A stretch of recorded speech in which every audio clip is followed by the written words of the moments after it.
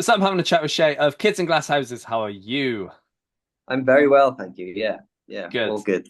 Good. Big news is that your new album's out today, Pink Flamingo. Tell us a bit about the record. Yeah, I mean, yeah, who would have thought? I think 11 years since since we released any other music. Um, a bit of a yeah. I sort of didn't see us getting to this point, to be honest. It was a bit of a roller coaster of sort of good fortune, and then just a sort of a good vibe that brought us back together to write songs and get us into the studio. Hmm. Um, yeah, I mean the album. Where do I start? It was uh, a fantastic experience for me personally when recording the album. I mean, this sounds really cliche, but it was very much, no pressure whatsoever on us Yeah. creatively. Um, the really interesting thing about this album versus, the four albums that we've done is the fact that, Ian was at the helm and Ian produced it. So we had sort of full ownership of it, which was a really cool experience. So often you kind of spend time in the studio and working on songs, and then for a long period of time they're kind of taken off you, and then they give them back to you and you sort of review and mixes. But it was really cool to be sort of hands on throughout the process on in the recording of this one. Um, and so things kind of it was we did an initial session back in. I mean, we did a few sessions last year, just in sort of more rehearsal rooms and just demoing, and we was a little demo set up on tour and things like that. But we did like a full session in the studio in Essex in January, and then that sort of was the starting point of the album making proper.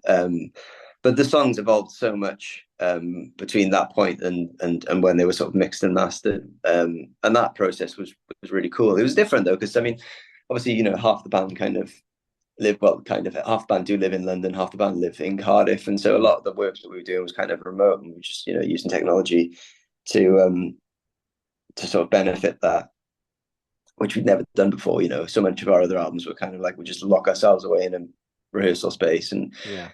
kind of write songs until we're either happy with what we've come up with, or have haven't so much of are so sick of seeing each other that we've kind of just drawn a line under it. Yeah, yeah, absolutely. And you got back together, I think it was last year where you got back together for Slam Dunk. You did some shows. At what point did you decide, okay, we're going to write again?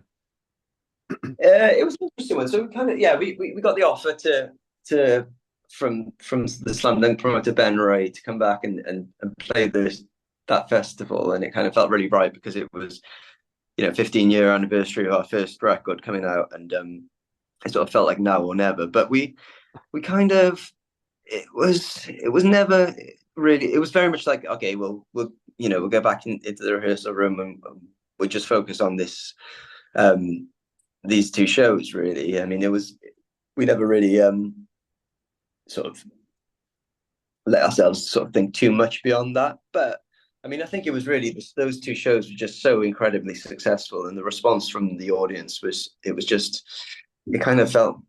I mean, just it was such a great experience that it was kind of like, why aren't we doing this? Why aren't we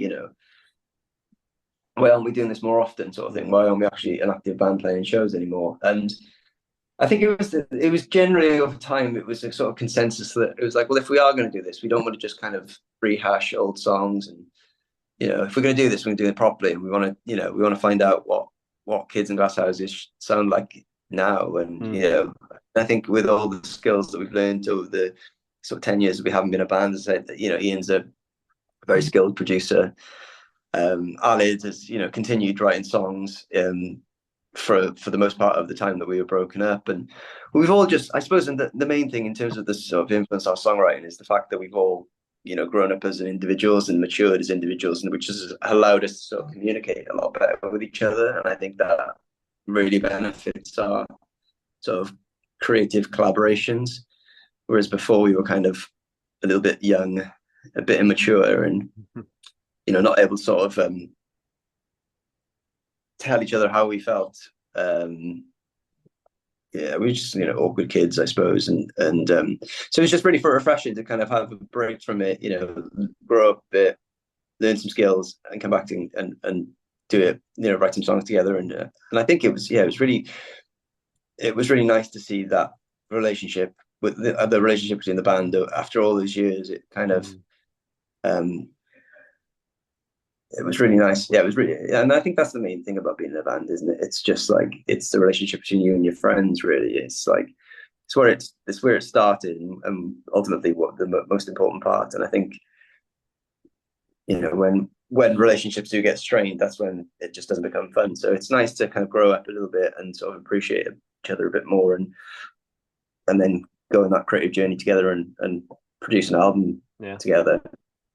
Yeah, absolutely. And before you took the break, you released 4 records, a few EPs as well. The sound that you've then made with this new record after the long break, was it the sound you wanted, or is it simply just how it turned out while you were writing it and in the studio? I mean, yeah, it feels as though this is the sound that we've been trying to achieve for our entire career. But for whatever reason, whether we didn't have the songs to back it up or we didn't have the skills to sort of create those sounds. But this is exactly what we wanted it to sound like. It's and I think we've always known what we wanted to get, what we wanted to achieve as a band, but we've never managed to do it to this extent. So in terms of like how it sounds and how it feels, this is exactly what we set out to achieve, really. And yeah, no, we're really really pleased with it. Yeah, We hope good. people. Good. And I'm sure you wrote more than what made it onto this record. What happens to those now? Do you consider them again for the future, or are they just going to be binned off? I think they've been binned off entirely. Yeah, I mean, we got pretty far down the road with one song that almost made it on the album, but it just felt that felt like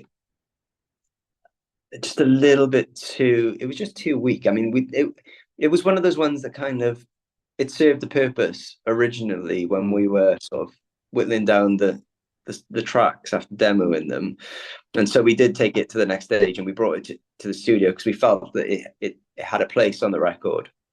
And then I suppose between the time that we left the studio and the time that we were kind of working on things for the sort of months that passed, other songs kind of evolved and took the place of that one, and it was quite clear that that song was just not as not as good, really. So that one remains unfinished. It's in a good shape. I mean, it just needs to be mixed, but we just didn't want to kind of waste our time with it. But yeah, no, I think that one will never see the light of day. It's just, yeah, it's funny. I mean, we'll just move on. I think we're kind of just Ali particularly. He's a very prolific songwriter. I mean, to the point where there were songs that well, I suppose he didn't collaborate. We kind of, we were on the sort of eve of going into the studio. I think 2 or 3 songs maybe just came out of nowhere, really, between him, Aled, between Aled, Ian, Bill. I suppose it just, yeah, I don't think we'll sort of go back over old ground. We'll just kind of, if we do any more music beyond this, we'll start from scratch and see what we get to. Yeah, fair enough. And you're doing some kind of club shows at the moment to promote the record. How have you catered your sets for these couple of dates compared to what you're going to do next week onwards? So we're doing three outdoors. I think we're doing 5 tracks off the new album. Yeah, I don't know really because we don't, we're not we don't want to sort of. I mean, we don't want to sort of overdo it and make people sick of us. So I suppose I think we're just treating these shows as any other in terms of the set list. I think that we will mix it up for the tour next week.